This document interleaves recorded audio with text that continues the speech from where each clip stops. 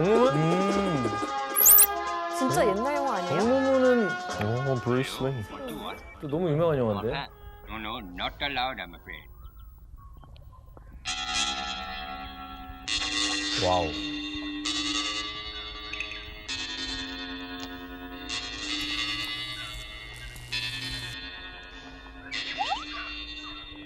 걔 들어가게 해주네. And that? You're the wrong color. You beat it. 어머.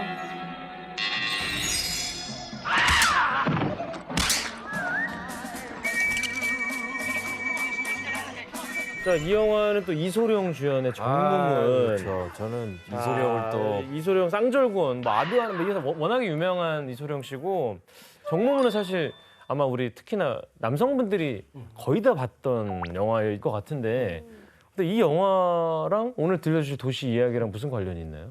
네, 영화의 배경이 된 것은 지금부터 한 100여 년 전, 1900년대에 중국의 샹하이입니다. 지금 영화에서 나온 것처럼 공원 입구에 뭐라고 적혀 있었잖아요. 네. 개와 중국인 출입 금지. 이걸 본 중국인들이 자신들을 이제 개와 동급으로 취급하는 거 아니냐라고 생각을 해서 굉장히 모욕감을 느꼈죠. 자, 근데 그렇다면 이 영화에서처럼 실제 샹하이에서 이런 일이 있었을까요? 어떻게 생각하세요? 썼을 것 같은데. 없는 얘기는 아닐 것 같아. 네. Hey, you. Come here.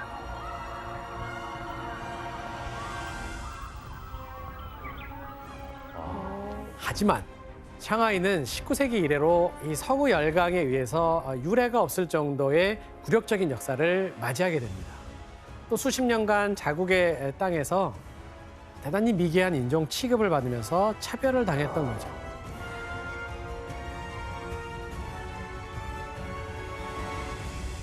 하지만 상하이의 순환은 여기서 끝나지 않았습니다. 일본의 침략, 그리고 청나라의 몰락, 그리고 잇따른 혼란 속에서 공산당이 창당하기까지 이 참혹한 내전과 고통의 시간을 견뎌내야 했던 거죠. 그런데 상하이는 이후에 대반전을 이루어내거든요. 그래서 동방의 진주라고 불릴 정도의 중국 최고의 경제 도시로 발돋움하게 됩니다. 도대체 상하이의 순환사는 지금 이 도시의 발전과 어떤 관계가 있는 걸까요? 일종의 이제 농어를 잡고 막 생활하는 청나라의 변방에 있는 작은 어촌과 같은 그런 도시였던 거죠. 그런데 이 조용한 마을에 엄청난 위기가 찾아오게 돼요. 당시 청나라는 이 황제의 사치와 부패로 백성을 향한 수탈이 굉장히 심해지고 있었어요. 이것 때문에 지방 곳곳에서는 크고 작은 막 반란들이 엄청나게 많이 일어났어요. 여기에다가 영국에서 들어온 아편이 급속도로 퍼지면서 백성들의 삶이 굉장히 피폐해져 갔어요. 그래서 청나라는 이 아편 문제를 막기 위해서 이 특단의 조치를 취하는데 그게 바로 아편 금지령을 내리고 영국의 아편을 다 불태워버린 겁니다. 이 사실을 알게 된 영국이 어땠을까요? 열받죠. 노발대발하죠. 그렇죠. 그래서 함대를 완전히 이끌고 광저우를 공격하게 되는데 이 전쟁이 바로 그 유명한 1840년 아편 전쟁이라고 하는 전쟁입니다. 맞아. 기억난다.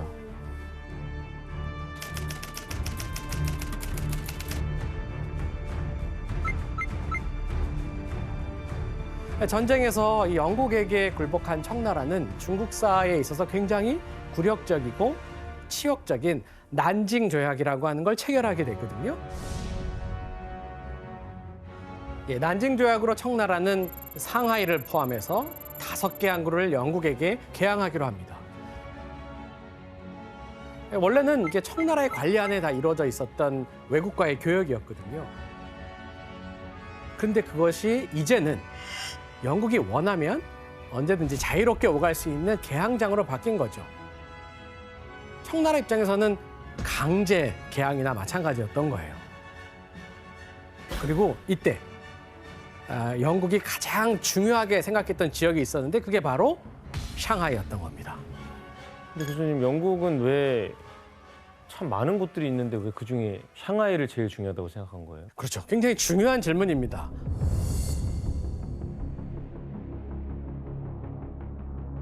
지금 영국의 목적은 두 가지입니다. 하나는 무역을 하는 것과 하나는 선교를 하는 거였어요. 그러기 위해서 중국 내륙으로 들어갈 수 있는 길, 물길을 이용할 수 있는 최상의 거점이라고 샹하이를 생각했던 겁니다. 여기에 이제 한 가지 더, 바로 이 강은 또 다른 중요한 수로가 있어요. 그게 바로 항저우와 베이징을 연결해주는 대운하라고 하는 2,000km에 달하는 인공수로입니다. 와, 대운하를 판 거예요? 2,000km. 이게 이제 1,000년이 넘도록 역사가 있는데 이 대운하와 양쯔강이 만나는 지점이 있기 때문에 샹하이를 점령하면 이 베이징으로 가는 유통로까지 장악할 수 있기 때문에 샹하이에 대해서 특별히 욕심을 갖고 점령을 하려고 했던 것이죠. 다 모아놨네요, 그냥. 진짜 요충지네요. 그렇다면 대체 상하이를 개항한 영국은 가장 먼저 무엇을 했을까요? 상하이에 뭐 이렇게 인프라를 설치해야 되지 않을까요? 맞아요. 자기들이 거주할 수 있는 영국인들의 커뮤니티, 조계를 형성을 했던 거예요.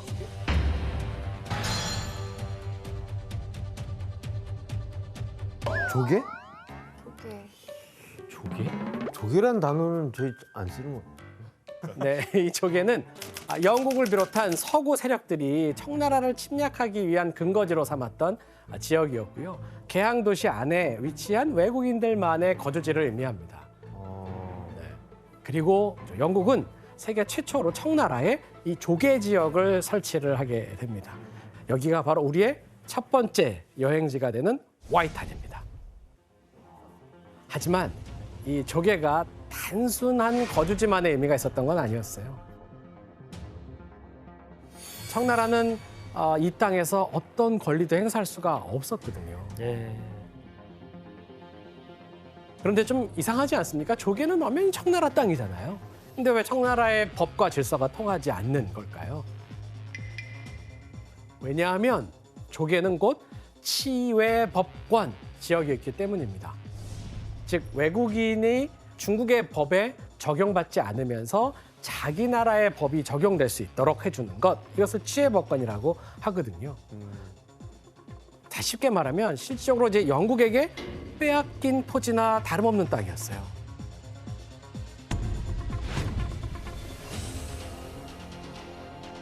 교수님, 그러면 영국이 그래도 좀 상대적으로 쉽게 이 상하이 땅을 얻었으니까 다른 서구 열강도 이제 호시탐탐 노릴 거 아니에요. 맞습니다. 영국이 200년 가까이 사실 집요하게 이런 샹하이를 얻고 싶어 했었었는데 청나라의 저지 때문에 못 올라오고 있었거든요. 근데 지금 아편전쟁을 통해서 성공했잖아요. 그러고 나니까 그 지역에 다양한 나라들이 함께 들어오기 시작합니다. 동아시아로 세력을 뻗기 위해서 막 눈치를 보고 있던 서구 세력들은 이 기회를 활용을 한 거고요. 1845년에 영국이 처음으로 이곳에 형성이 되었고요. 그 다음에 들어온 건 미국입니다. 그렇게 미국, 영국이 하니까 프랑스가 가만히 있겠습니까? 또 영국 들어오는데 프랑스가 가만히 있을 수 없네요. 그럼요. 1849년에 프랑스 조개도 만들어지게 되죠. 그래서 중국은 불평등하게 당하면서 땅을 조금씩 서구 열강에 내어줄 수밖에 없었던 거죠. 이때 대부분의 서양인들은 치외법권, 즉 청나라의 법이 아니라 유럽 각국의 사법권이 적용되는 이점이 있었기 때문에 자기 나라의 조개에 이렇게 거주하게 되었던 건데요. 철저하게 외국인을 위한 주거지였기 때문에 조개라고 하는 지역에 중국인들이 들어오는 것을 금지시켰어요. 또 당시의 서양인들은 이 중국인 혹은 동양인에 대해서 좀 무시하는 좀 인종차별적인 시각도 갖고 있었던 것 같아요.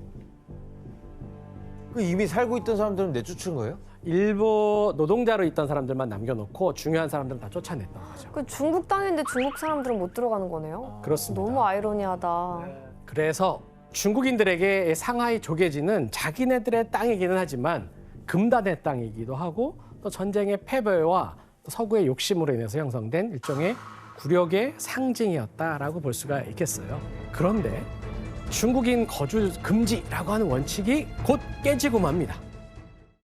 자, 상하이 조계에 갑자기 중국인들이 막 모여드는 일들이 발생한 거예요.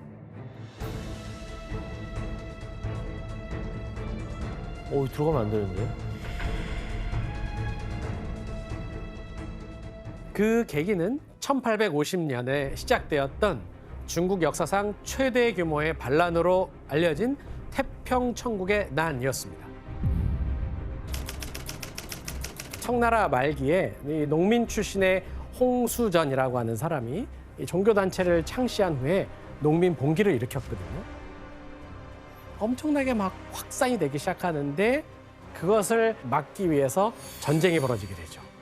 근데 이렇게 시작된 태평천국의 난이 광시성에서 시작을 해서 난징에 수도를 마련하면서 무려 14년 동안 중국의 각 지역을 휩쓸었죠.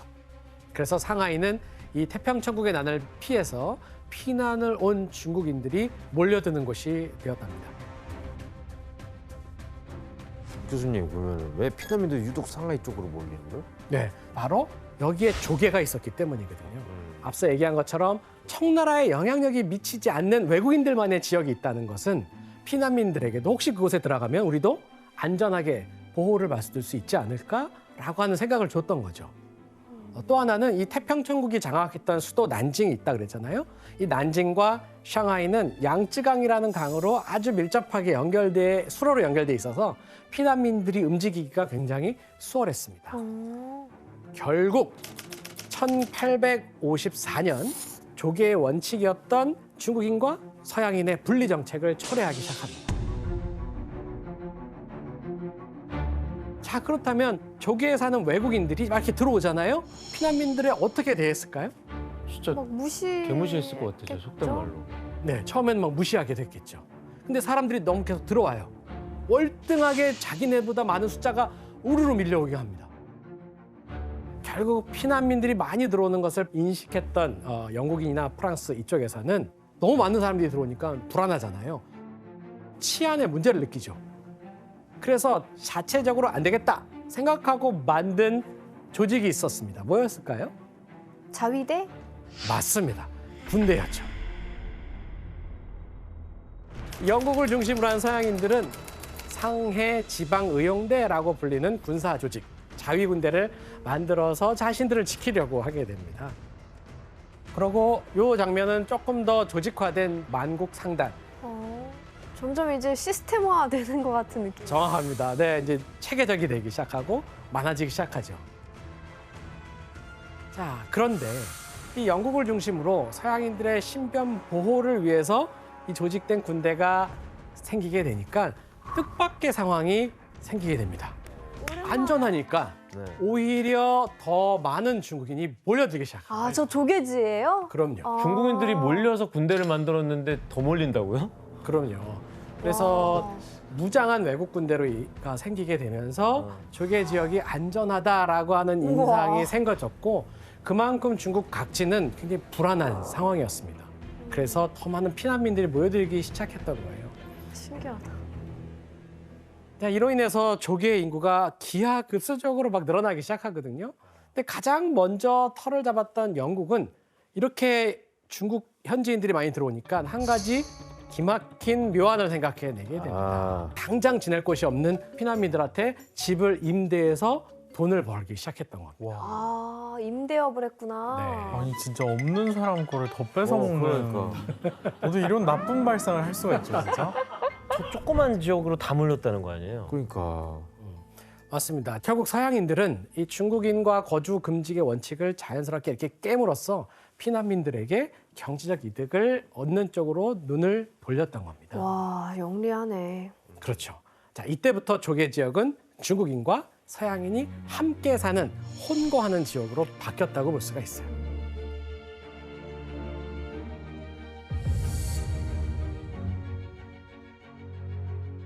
이렇게 중국인들과 함께 거주하기 시작했던 이제 서구 세력들은 자신들의 입지를 조금 더 공고히 하기 위해서 치밀한 방법을 만들어 나가기 시작합니다. 뭘까?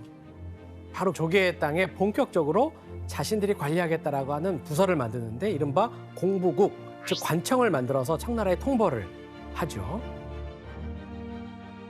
이 통보의 의미는 조개 지역은 이제 더 이상 청의 통치권으로부터 분리된 자신들의 자치, 스스로 통치하는 지역이다라고 하는 것에 대한 선포나 다름이 없었습니다. 이야. 그리고 이후에 1869년에 경무처, 소방처, 위생처, 교육처 등 일종의 도시를 운영하기 위한 모든 기관들을 하나씩 만들면서 완전한 행정 시스템을 갖추게 됩니다. 이렇게 서양인들은 상하이 조개를 빼앗아서 자신들이 완전하게 지배할 수 있는 그런 공간으로 만들어버렸던 거죠. 같이 살다 보면 생길 수 있는 여러 분쟁들이 있잖아요. 자, 이걸 대비하기 위해서 뭔가를 하나 만드는데요. 뭘까요? 법을 만들겠죠. 그렇죠. 법을 집행하는 곳. 재판소. 맞습니다. 바로 재판소입니다. 당시 한번 재판소의 사진을 볼까요? 이게 재판소고요. 거기에 감옥을 함께 만들었던 와. 모습. 까지? 와, 재판하고 바로 감옥 보내는 거예요? 그럼요. 재판하고 바로 수감을 시켜버리는 거죠. 또 다음 사진은 중국인이 지금 재판을 받고 있는 모습인데요. 뭐 무릎을 꿇고. 근데 판사로 보이는 사람 중에 중국인도 있는데요? 네, 같이 있죠. 재판을 할 때는 영국인과 중국인을 같이 하게 하지만 조계에서 중국인이 재판을 받고 있으면 청나라의 법을 따를까요? 청나라 법도 있는 거 아닌가? 근데 포함되어 있는? 교수님이 아까 치외법권을 말씀하셨으니까 그 서양국의 법으로 재판을 할 것 같아요. 맞습니다.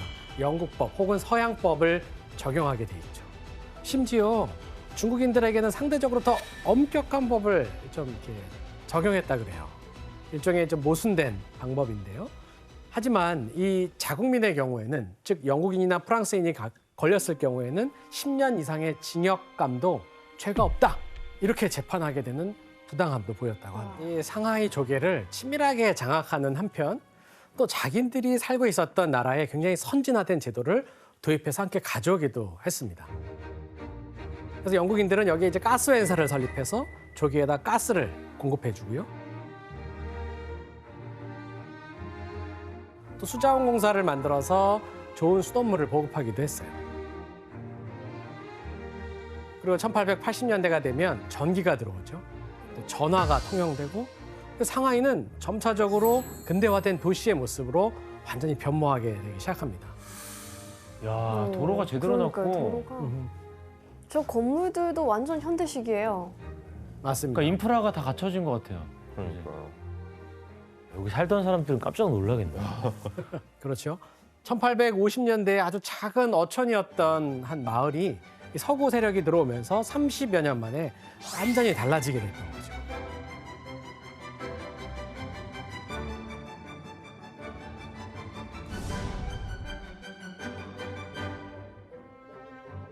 그러니까 영국 어디 가든 그 나쁜 것도 하지만 그 인프라를 되게 빨리 변명이나요, 이렇게 지금? 또 개발하고. 시작이야, 또 시작. 아 진짜 그래요. 그래서 약간 그런 대가가 있는 거죠. 네. 입 다물을게요.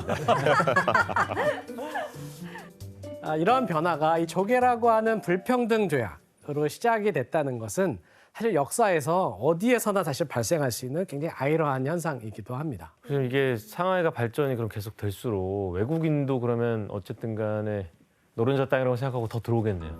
그렇죠. 19세기 후반이 되면 입소문이 막 퍼지잖아요. 그러면 더 많은 외국인들이 수십 개 나라에서 들어오기 시작합니다. 영국, 미국, 프랑스뿐만이 아니라 독일, 포르투갈 등등에서 들어오는데요. 여기서 흥미로운 건 특히 일본인이 이 가운데 급증하기 시작했어요. 와우. 대체 왜 상해 조계에 일본인들이 급증했던 걸까요? 일본인들이 그 서구 열강을 많이 따라하려고 했으니까 이제 나도 나눠 먹겠다 달려든 거죠. 그렇죠. 그리고 그렇게 갈 수 있었던 계기는 1894년의 청일 전쟁, 청나라와 일본의 전쟁에서 일본이 승리했기 때문입니다. 청일 전쟁에서 일본이 승리하게 되니까 청나라의 위상은 급격히 하락했고 반대로 일본은 서구와 대등한 반열에 올라서는 발판을 마련했습니다. 와. 이로 인해서 청에는 일본인들이 몰려들기 시작했는데 그중 하나가 바로 상하이였던 겁니다. 이 상하이는 지금 서구 열강과 일본에 둘러싸여 있는데 어떻게 되나요? 지금 내부적으로 보면 굉장히 열강에 대한 두려움이 점점 커지고 있죠. 그런데 도시 자체는 외형적으로 엄청나게 빨리 발전하기 시작합니다. 에? 응? 특히 영국이 가장 먼저 조개를 형성했던 아까 얘기했던 와이탄. 이 지역은 인구가 많아지면서 점점 토지 가격이 올라가기 시작합니다. 엄청난 부동산 붐이 나타났던 거예요. 그리고 무엇보다도 부동산 붐으로 막 땅값이 올라가잖아요. 네. 그러니까 와이탄의 건물 거의 절반이 재건축을 합니다. 그 중에서 대표적인 건물이 하나 있는데 바로 회중 호텔이라고 있습니다. 이 1860년대 만들어진 이 회중 호텔의 사진을 한번 보도록 하고요. 오른쪽 거는 1906년의 회중 호텔, 이제 재건축됐을 때의 모습. 아, 더 높이 올렸네요. 올렸죠. 이런 고층 건물이 만들어질 때 역시 핵심 중의 핵심은 건축학자들도 얘기하는 건 역시 엘리베이터 기술입니다. 그래서 1908년에 중국에는 최초의 엘리베이터가 바로 샹하이에 있는 이 호텔에 만들어진 거예요. 당시 설치된 엘리베이터가 지금도 남아 있습니다. 와. 이거를 저 네. 영화에서 많이 나오는 엘리베이터인데. 타이타닉 이런 데 나오는 건데? 와, 잘 졌네. 너무 깔끔한데요? 이 새로운 엘리베이터 기술이 도입된 이 회중 호텔은 당시 이곳을 방문한 중국 사람들, 외국인들 깜짝 놀라죠. 야, 그러네요. 역시 근대화를 상징하는 상하이의 건물은 이래야 돼라고 하는 랜드마크 역할을 했던 겁니다. 아주 최첨단 기술이네요. 와. 당시 와이탄이 그렇게 빠르게 발전한 이유가 뭐예요? 중국인도 들어왔고요. 원래 외국인도 있었고 여기에 중국 자본이 만든 최초의 은행이라고 알려져 있는 중국 통상은행 자리 잡았고요. 또 유럽 최대의 금융기업 HSBC 빌딩도 이때 세워지게 돼요. 그래서 1864년에 61개의 어떤 외국의 기업이 11년이 지나면서 157개로 급속하게 증가하게 되죠. 엄청 들어왔구나. 그러면서 금융, 상업의 중심지로 발전하게 됩니다.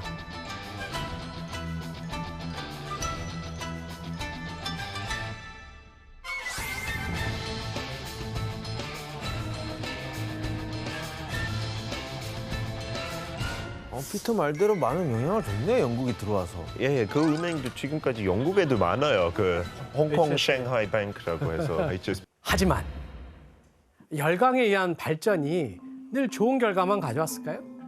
부작용이 많죠. 또 그림자를 보여주네요. 예. 네, 그들이 읽어놓은 이 화려함 이면에 있는 어두운 그림자가 존재하기 마련인데요. 네. 자, 상하이 순환사의 이제 두 번째 장, 그것은 청나라를 먹잇감으로 삼은 열강의 자본주의적 침탈에서 시작이 됩니다.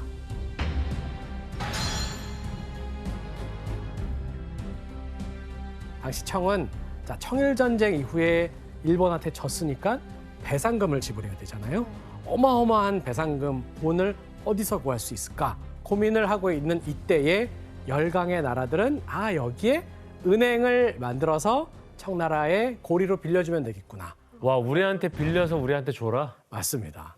그래서 청의 경제적 이권을 얻기 위해서 철도부선권, 광산채굴권, 염전개발권 등을 넘겨받거나 또 수출입 무역에서 관세를 적용하지 않는 방법 등을 활용을 해서 경제적 이익을 취하기 시작했죠. 네. 와. 이런 방식으로 열강은 청나라의 경제를 야금야금 약탈하고 통제함으로써 청나라 사회를 이른바 반식민지 상황으로 만들었던 겁니다. 근데 마국지 씨, 그러면 이 당시에 청나라가 어느 정도로 힘들었어요, 경제적으로? 청일 전쟁 때문에 사실 많은 배상을 했다는 거 그냥 막연하게만 알고 계시잖아요. 근데 그 당시 배상금이 은화로 했을 때 2억량 정도가 된다고 해요. 근데 그게 3년 동안 세금을 걷는 비용인데 그런 돈을 일본에 지불하기 위해서는 거의 사실 국가 파산 위기까지 갔다고 볼 수 있을 것 같아요. 자, 이렇게 청나라가 서구 열강의 자본주의에 휩쓸리게 되자 피해를 받았던 사람은 결국 백성들이었습니다. 그들의 삶이 점점 궁핍해졌던 거죠. 나라의 부채가 쌓이기 시작하고 세금은 점점 많이 매기기 시작하면서 빈곤층이 점점 늘어나기 시작합니다. 상황이 이렇게 되자 자, 상하이에는 중국인들의 삶을 파괴하는 심각한 문제가 퍼지게 되는데요. 도대체 무슨 일이 있는지 한번 사진을 보도록 하겠습니다. 여기서 주목할 것은 지금 목마를 타고 어딘가로 향하고 있는 소녀가 보이지 않습니까? 어떤 모습으로 보이세요? 여자분들이 돈을 벌기 위해 그런 업에 종사하게 되나요? 진짜? 아빠가 딸을 위해서 목마를 태워준 줄 알았는데. 매춘부라고요, 저게? 그렇죠. 아, 지금 근데 이 아이가 왜 목마를 타고 있을까요? 옷이 더러지면 안 되니까? 아래쪽에 걷기 어려운 발의 상황이 있기 때문이에요. 네? 아, 전족? 그렇죠. 바로 전족이죠. 아, 그 중국 그거 때문에. 청나라 때. 이제 이런 작은 발이 아름답다라고 하는 관념이 오랫동안 1000년 가까이 지속이 되면서 사실은 이 시기만 해도 전적을 하지 않아도 되는 시절이 됐음에도 불구하고 이 관성이 이어졌던 거죠. 그래서 보통 10살 미만의 아주 어린 소녀들이 누군가의 업계에 업혀서 유학이라든가 식당으로 보내질 만큼 당시 이 매춘 산업은 대단히 심각한 사회 문제였어요. 그리고 중국인들을 병들게 했던 또 하나의 심각한 사회 문제가 있었어요. 무엇이었을까요? 아편이죠. 뭐. 맞습니다. 아편입니다.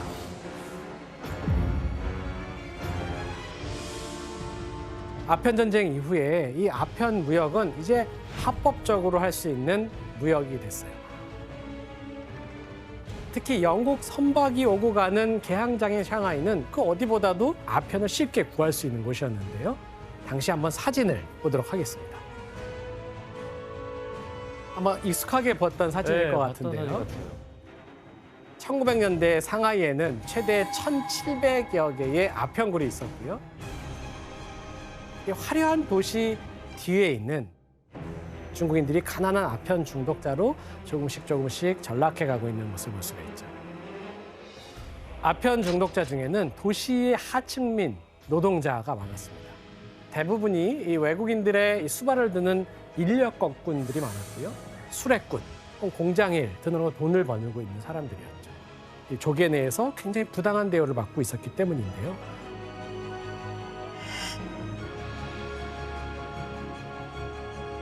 일을 한다고 하더라도 정당한 가치를 받기가 좀 어려웠어요. 그래서 아무리 일을 많이 하고 해도 이 빈민가를 벗어날 수가 없었다 그래요.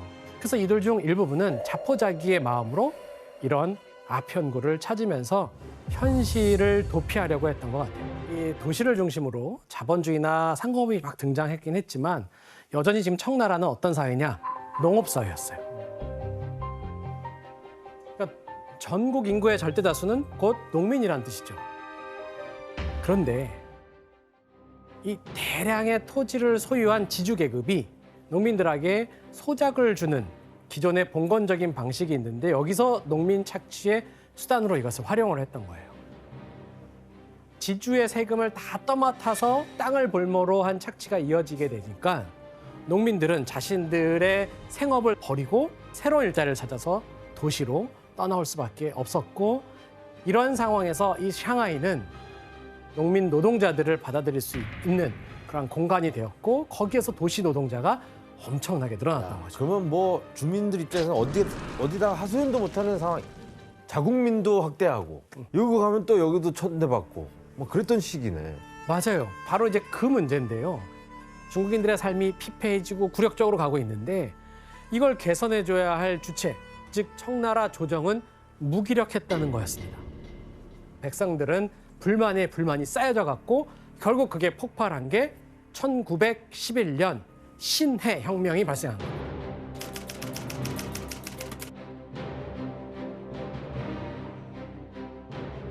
분노한 사람들은 들풀처럼 막 일어나기 시작하고요. 이로써 거의 300년에 가까운 역사를 지닌 청나라가 멸망하게 됩니다. 그리고 1912년에 새로운 근대 국가를 만들자라고 하는 목표를 진 중화민국이 탄생하게 된 겁니다.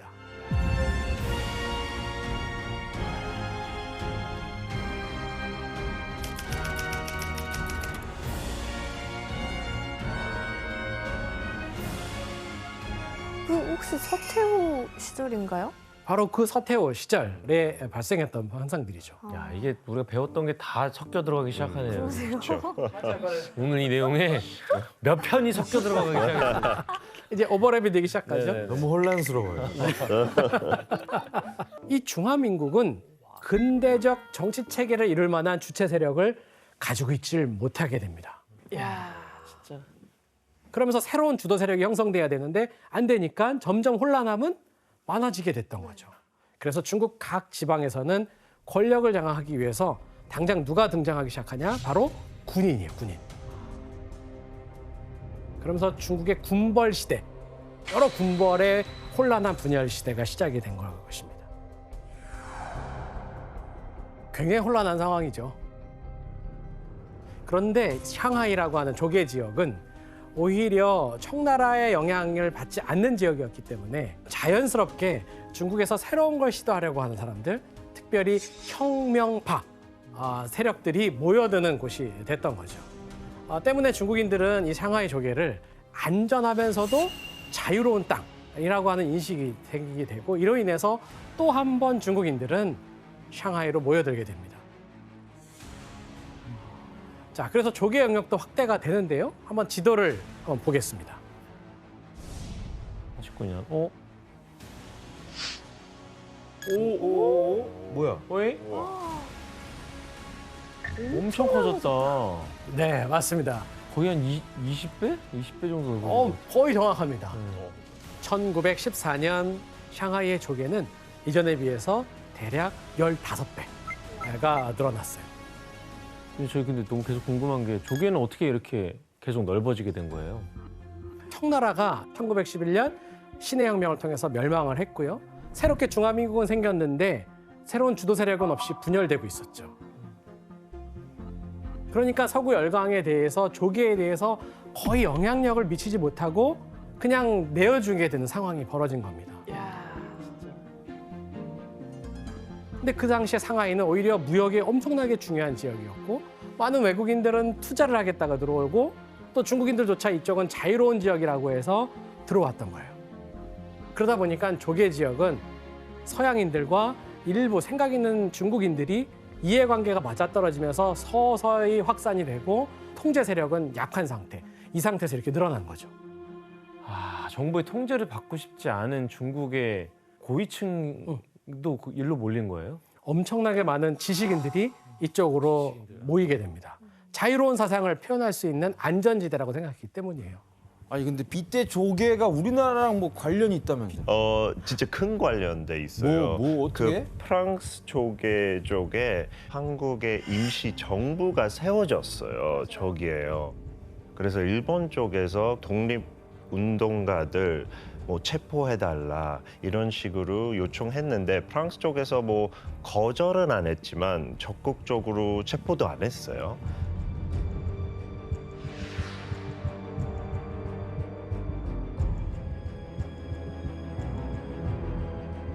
그래서 어떻게 보면 이 프랑스 조개지가 있었으니까 그 임시 정부가 계속 활동해 올 수 있었어요.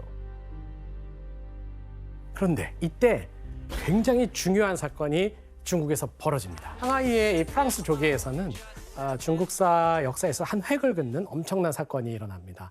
바로 오늘날 중국을 지배하고 있는 집권당인 공산당이 창당이 바로 상해에서 일어나기 때문입니다.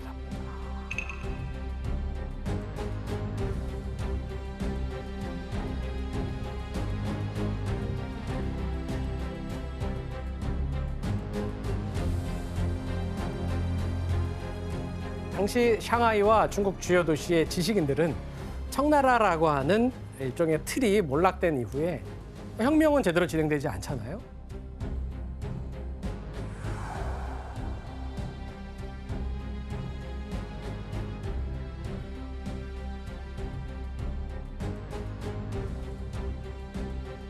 자, 이런 상황에서 열강은 처음점 침략합니다. 이걸 어떻게 해결해야 될까가 초미의 관심사였어요. 자, 이런 상황에서 일부 지식인들이 주목한 사상이 바로 러시아의 공산주의 사상이었어요. 그리고 1921년 7월에 공산당 창당이 샹하이에서 이루어지게 된 겁니다.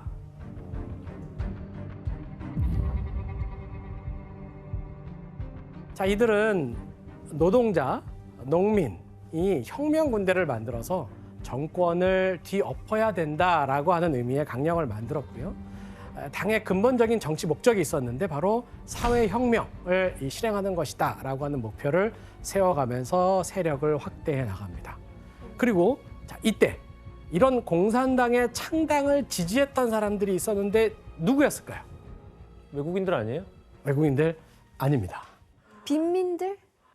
정답은 여기에 있는 것 같습니다. 노동들, 네, 맞습니다. 지금 얘기하신 대로 중국 국기에 나타나 있는 이 공산당지. 엠블럼의 네네. 상징에 나오는 농민과 노동자들입니다. 아, 당시 중국은 다수가 이제 농민들이었고요. 농민들은 지주나 관료로부터 보호받기보다는 사실은 여전히 농민들을 수탈하고 있었고, 뿐만 아니라 농장의 노동자들은 하루에 16시간이 넘는 굉장히 강도 높은 노동을 자본가들한테 착취를 당하고 있었어요. 당연히 노동자들의 건강은 점점 나빠졌고 일하다가 지쳐서 죽는 사람도 속출하기 시작했는데 당시 이제 공산당은 아주 소수였어요. 그러면서 세력을 확대해야 되기 때문에 노동 계급을 돕기 위한 노동운동을 펼치는 데 힘을 쏟기 시작합니다. 와. 자, 이들은 상하이에 중국 노동조합 서기부를 설치를 일단 하고요. 노동자들을 지지하면서 파업을 선동하고 또 어려움에 처한 농민들을 지지해주기 시작합니다. 이렇게 농민과 노동자들이 이런 상황에서 자신들의 이해관계를 대변해 줄 수 있는 공산당 편에 서서히 서기 시작했던 거죠. 또 그리고 이 토지 소유권을 좀 균등하게 하려고 하는 원칙을 세우거나 또 인민 출판사를 만들어서 공부를 시킨 거예요. 학습. 뭘 가르쳤느냐? 바로 마르크시즘 혹은 어떻게 혁명을 해야 되는가? 이런 것들을 책을 만들어서 나눠주면서 학습을 했던 거죠. 또 이런 노동자들을 가르치기 위한 야간 학교를 만들어가지고 이른바 야간에서 가르치는 이런 야학도 만들어서 확산이 됩니다. 자, 이렇게 공산당은 점차적으로 중국 사회에 급증하고 있는 노동자 계층의 마음을 사로잡으면서 점차 세력을 키워나가게 되죠. 자, 그런데 여기서 점차 세력을 확장하고 있던 이 공산당을 지켜보고 있던 한 세력이 있었어요. 바로 순원. 그리고 그가 이끄는 국민당이었습니다.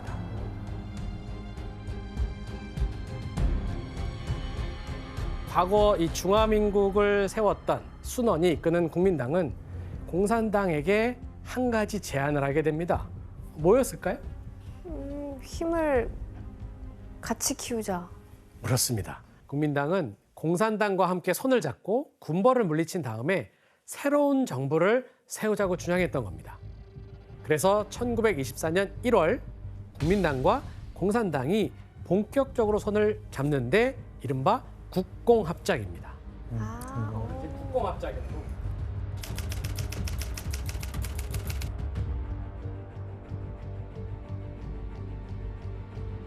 자, 국공합작의 제안을 했던 사람은 당시의 국민당의 지도자였던 순원입니다. 맞습니다. 근데 순원이 국공합작을 한 지 1년 만에 암으로 사망합니다.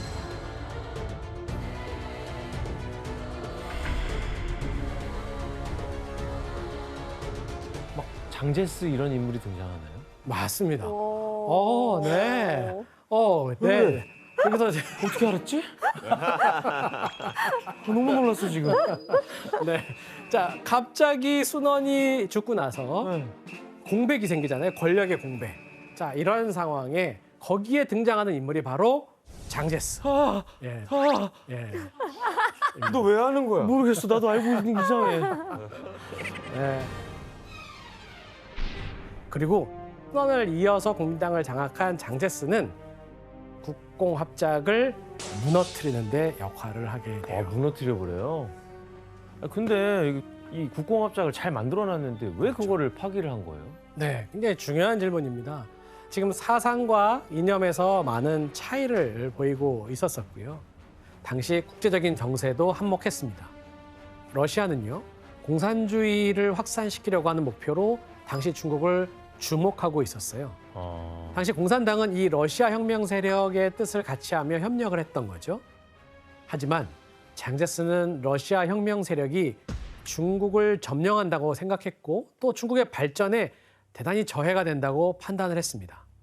이런 상황에서 장제스는 공산당을 척결하기 위해서 바로 샹하이로 향했던 거죠.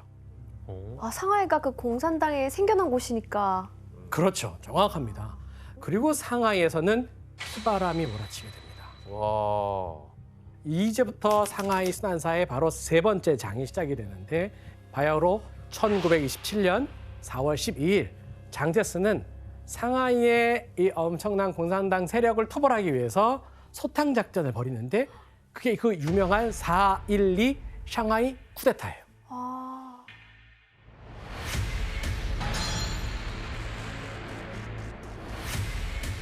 약 2,000명의 군인이 상하이에 있는 노동조합 지부와 노동자들을 공격하기 시작하면서 당연히 끔찍한 학살이 벌어지게 되는데 이거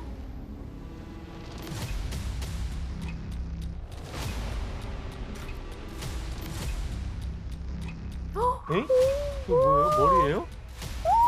말도 안 돼. 이게 실제 사진이에요? 1927년 4월 12일 장제스는 자베이와 난스 등에서 군대를 동원해 노동자의 무장을 해제시키고는 노동자들을 학살했다. 다음 날 국부군은 바오산로에서 시위 군중을 도살했다. 이 쿠데타로 학살된 사람만 대략 기록에 따르면 300여 명에 달한다고 합니다. 뭔가 공산당원들의 입장에서는 이게 너무 갑작스럽고 또 배신을 당했다고 생각을 할 것 같기도 해요. 맞습니다. 장제스는 상하이뿐만이 아니라 다른 도시에서도 쿠데타를 일으켜서 이걸 우리는 백색 쿠데타라고 하는데 공산당원을 수청하기 시작했어요. 그리고 1928년 난징이라는 도시에서 국민당 주도의 새로운 정부를 세우는데 그 드디어 난징 국민정부의 주석이자 대표로 장제스가 새로운 권력을 장악하게 됩니다. 피터 씨, 그러면 당시에 상하이 조개 지역에 있던 서구 세력들은 어떤 입장을 좀 취했어요? 뭐 영국과 프랑스, 미국은 뭐 중립을 선택했다고 했지만 그 세 나라는 공산주의 반대였잖아요. 그래서 약간 도와줬어요. 그 공산주의 수색하는 거. 그러면 교수님 상하이 쿠데타 이후 상하이는 어떻게 됐나요? 네, 여기서 또 다른 좀 반전이 생기는데요. 장제스가 난징에 새로운 정부를 만들고 나서 난징 정부 10년의 황금기다라고 할 정도로 크게 경제적으로 번성을 합니다. 이런 난징이랑 양쯔강을 통해서 샹하이가 붙어 있다 그랬잖아요. 네. 샹하이는 자연스럽게 난징 정부의 성장과 함께 이 이른바 상업 발달의 중심지, 많은 건물들이 점점 더 높아지게 되는 변화들이 벌어지게 됩니다.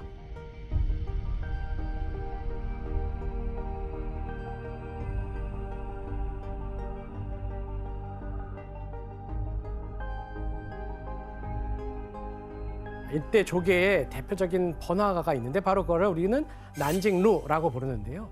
여기에 현대 문명의 상징이다라고 하는 이것이 부흥하기 시작합니다. 대체 무엇일까요? 초고층 건물? 비슷합니다. 초건층 건물인데 그 건물 중에 종류예요. 루프탑? 역시 수준이 다르네요. 저는 그 생각을 해본 적이 없습니다. 네. 백화점이죠. 네, 바로 백화점입니다. 1930년대에 들어서면 이 대표적인 소비 문화 중심지였던 이 샹하이에 백화점이 막 우후죽순 생기기 시작하면서 매출이 막 올라가기 시작하는 거죠. 백화점 안에는 중국 물건만 있는 게 아니라 서양에서 수입된 물품이 막 나오기 시작했는데요. 어머, 오. 너무 미인이신데? 장난감도. 주얼리. 그러니까 상하이가 저런 이미지 때문에 굉장히 모던의 도시라고도 현대적인 되게 거죠. 핫했네요. 어머, 사람 가득 찬 거 봐요. 오, 에스컬레이터 있어. 와, 확실히 소비 수준이 많이 높아진 것 같아요. 그렇죠. 네, 당시 상점들은 당일 이 카운터 현금 거래로 약 10만 달러는 좋게 벌었다고 합니다.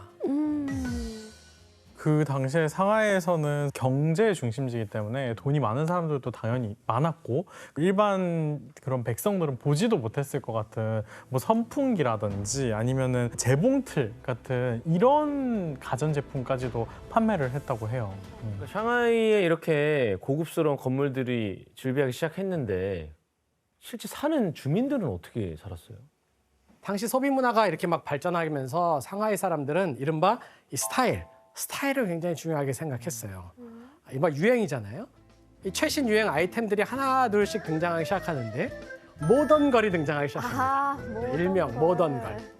궁금하다. 오. 딱 전형적인 파마 머리 그 이미지가 있거든요. 상하이의 모던 여성 하면은 그 몸에 딱 달라붙는 치파와 뭔가 저 웨이브 컬이 들어간 파마 머리 좀 유행이었던 것 같아요. 상하이 인근 지역에 보면 이제 예전에 궁정, 즉 청나라 궁정에서 의복을 만들던 전문가들이 이제 다 실업자가 됐을 거 아니에요? 이들이 모두 상하이로 와서 자신의 의상실을 만들고 운영을 했습니다. 그래서 당시 상하이에는 지금의 이제 패션 회사 이런 격이라고 할 수 있는 홍샹 복장 회사가 설립이 됐는데요. 당시 이런 여러 가지 패션 기업들, 회사들이 패션 쇼가 벌어지기도 해서 자신들의 스타일을 과시하기 시작했는데 남아있는 영상이 있다고 합니다. 당시 패션쇼를 한번 영상으로 확인해 보겠습니다. 됐어?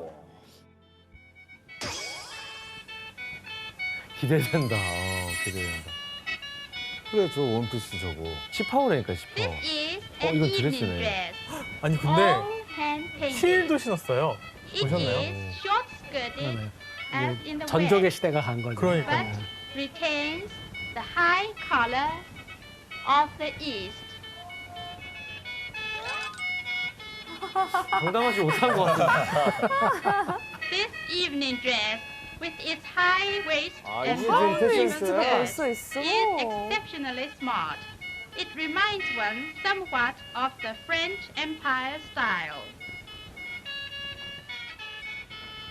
야 이건 뭐야? 모피야? 와 이거 In 진짜 recent years, 지금 그 the evening 워킹하는 wraps 그런 we 진짜 wear 패션쇼 are 형태인데요. usually from Paris 오. or modeled according 난 to 이- the 난 latest 이 Parisian 설명 styles. 해주시는 게 넌 취향이에요. 뭔가 이렇게. 요즘 패션쇼는 뭔지 모르잖아요. 그냥 왔다 갔다만 하는데 맞아요. 설명해 주는 거 좋은데? 와, 네, 네. 재밌다 진짜. 너무 격한 반응이 나오시네요. 역시 이게 워킹 네. 참시네요. 그래서 저는 신기했던 게 방금 전에 설명을 하면서 이 의복의 양식은 뭐 예를 들어서 하이웨스트 뭐 이런 그 되게 현대적인 건데 무늬라든지 아니면 디자인 요소는 굉장히 동양적이고 중국적인 거를 선택한 게 되게 눈에 들어왔었어요. 맞습니다. 지금 마국준 씨가 말씀하셨던 게 굉장히 중요한 포인트를 지금 지적해 주신 거예요. 당시에 중국의 전통 양식과 서양식을 결합한 굉장히 화려한 의상이 이른바 상하이 스타일, 샹하이 패션의 샹하이 스타일을 만드는 새로운 유행을 또 만들어내기도 했던 거죠. 당시 이 중국 여자분들이 보기에 상하이 여성들은 굉장히 막 세련된 느낌이었을 것 같아요. 그렇습니다. 자, 반면 남자들은 어땠을까? 남자들은 선글라스를 쓰고 여러분 그 회중시계 아시죠? 네. 우리 X세대는 아마 아실 것 같은데요. 네. 역시 예전에 어릴 때 차고 다니진 않았어. 그걸 제가 차고 다니진 않죠. 저도 X세대인데 저는 어릴 때 그 회중시계를 하나 사가지고 이렇게 들고 다니면서 약간 이제 그 아이들한테 좀 자랑을 했던 경험이 있는데 이 회중시계 줄을 좁기 위해 살짝 보이게 여기다 달고 다니는 게 유행이었어요. 저희는 삐삐를 그런 식으로. 이때 샹하이에서 영국 스타일가 되게 유행이었다고 해요. 그래서 뭐 튼튼한 사람도 필요 없어도 지팡이 들고 또 입에 시가 물고 다녔던 거 약간 찰리 채플린 상상해요. 담배 안 피는데 시간 물고 다니고. 예, 약간 그런 그 폼 내기 위해서요. 네. 그 당시 상하이 지식인들이 딱 금태 안경, 알이 굉장히 작은 금태 안경에 3대7 가르마, 약간 포마드 비슷하게 이렇게 해가지고 그 당시 유행했던 것 같아요.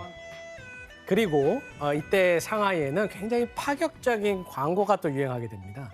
자, 한번 대표적인 게 우리가 월력이라고 알죠? 한 달에 한 장씩 이렇게 딱 떠내는 달력이 있잖아요. 이걸 그 당시에 월분패라고 불렀는데요.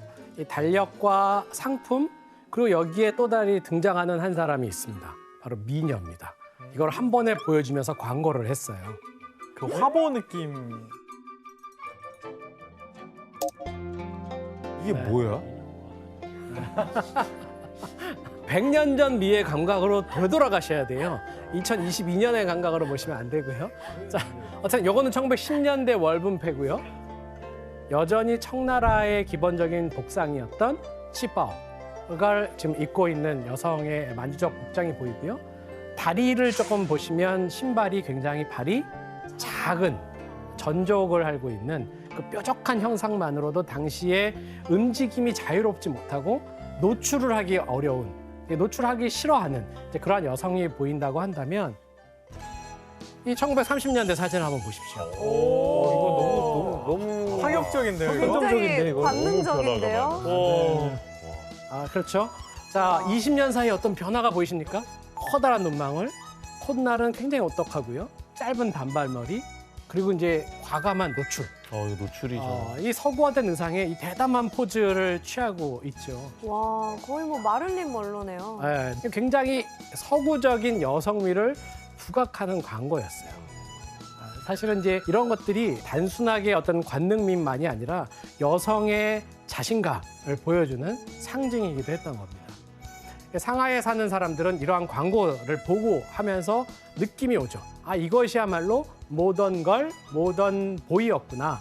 그래서 모던걸이 입고 있는 최신 유행 의상, 수입 향수들, 또 여러 가지 액세서리들, 커피, 양주, 심지어는 자동차까지. 이런 상품 정보들을 다 광고를 통해서 얻고 있었어요. 확실히 문화가 좀 개방적으로 바뀌었네요. 엄청 바뀌었죠. 그리고 이러한 광고 덕분에 조계에 살고 있는 사람들은 더 많은 유행을 서로 모방하면서 확산시켜 나가게 됩니다. 신기하다. 그럼 피터 씨 또 상하이에 어떤 문화가 또 유행했어요? 이때 그 서양 음악이 막 퍼지면서 사교춤이라고 해서 완전 유행이었대요. 그래서 그 무도장도 100개 이상 있었대요, 샹하이. 지금 뭐 차차 추시는 분도 계시고 스텝이 다 달라요. 지금 심지어 음악 서비스를 외국인이 하고 있네요. 와, 상하이 문화 재밌다. 좋다. 재밌다. 오, 우와. 저건 누가 알려줘서 추는 거예요? 아니면 가르쳐줘요. 붙으면 다 저렇게 쓰게 되는 거예요? 아니, 가르쳐줘요. 네, 배워야 돼요. 배우겠죠. 진짜 신기하네요. 상하이. 그런데요, 이 상하이에는 사교 댄스와는 또 다른 굉장히 쇼킹한 문화가 유행하게 됩니다. 자, 여기서 문제를 내도록 하겠습니다. 20세기 중국 미술사를 흔드는 굉장히 충격적인 문화가 유행을 하게 되는데요. 서양의 영향을 받은 이것은 과연 무엇일까요? 정답. 네, 지원 씨. 뭐 행위예술, 막 바디 페인팅 뭐 이런 거 아니에요? 굉장히 유사하게는 갔어요. 근데 그렇게 적극적이진 않습니다. 오답입니다. 예, 규현 씨. 정답. 천장화나 벽화 같은 거를 그렸을까요? 땡, 오답입니다. 정답. 그 네, 피터 씨. 한국말로 어떻게 표현했죠? 그 상대는 옷 다 벗고 그거 그리는 누드화? 거 있죠. 누드화. 피터 씨. 정답. 역시 누드 쪽은 아니, 영국 학교에 해요. 야한 진짜. 거는 확실하네요. 확실히. 아니 근데 진짜 남자 학교에 그 여성을 앉혀놓고 그 미술 타임에 해요, 진짜. 네, 맞네. 외국에. 네. 정확한데요. 바로 누드화가 유행을 하기 시작했던 거예요. 대체 어떻게 이 누드화를 그릴 수 있었던 걸까요? 기대된다. 기대된다. 샹하이에 한 미술 아카데미가 있었어요. 보통 정무라 그러면 석고상을 놓고 그리잖아요. 네. 그러면 이제 살아있는 육체를 모델로 삼는 유럽식 모델 드로잉을 하고 싶다. 그래서 처음에는 남자 모델을 보고 그렸다 그래요. 그런데 남자 모델을 놓고 그리기에는 한계를 느꼈던 거죠. 이런 남자 친구의 속사정을 듣게 된 여자친구가 최초로 공개적인 누드 모델을 하기로 자청을 한다고 합니다. 와, 당시 누드화를 선도했던 샹하이 미술 아카데미 출신 화가들의 작품을 한번 보겠습니다. 진짜. 어머,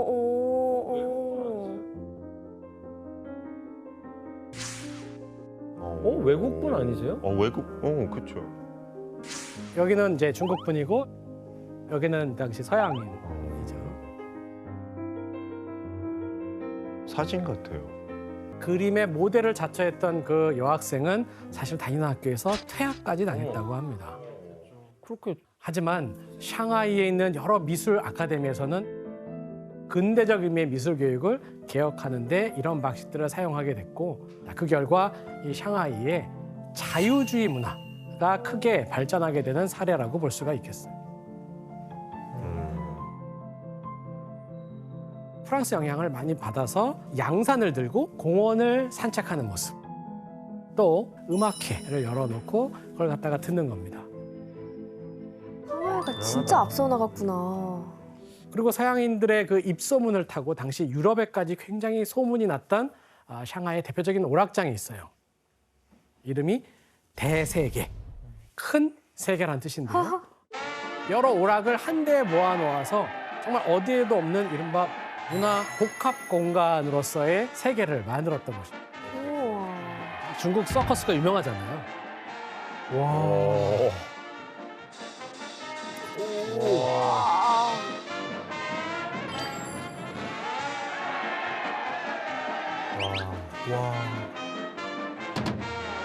하이라이트?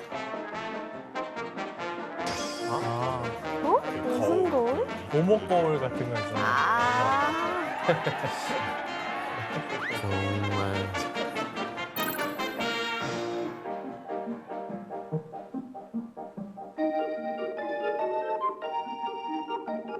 다 모아놨네요, 그냥. 놀이동산 같은 거네요. 저 때 당시에. 예, 프랑스 조기에 있었던 이 대세계 건물은 상하이의 이른바 그 당시로서는 그 세속적인 쾌락을 추구할 수 있는 대표적인 건물로 알려져 있었고요. 당시 유럽 문화가 동양의 예술 문화랑 혼종이 되고 엉켜서 이른바 샹하이 모던이라고 하는 독특한 풍조를 만들어내기 시작합니다.